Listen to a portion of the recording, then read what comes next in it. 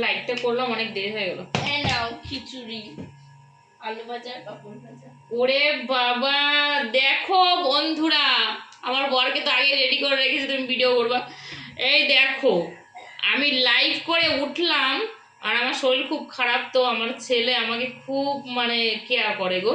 দেখো, আমি বলেছি বাবা আমি তো মশলা খেতে পারবো না, তাই আমার জন্য দেখো খিচুড়ির মতো মানে পাতলা করে রান্না করেছে, আবার আলু ভাজা করেছে, পাঁপড় ভাজা করেছে, করে এনে আমায় দিয়েছে। দেখো লাইভ করে উঠলাম, আর লাইভ করে উঠলে না এত কথা বলি তো মানে খিদে পেয়ে যায়, যেটা সত্যি সেটাই, মানে লুকানোর কিচ্ছু নেই।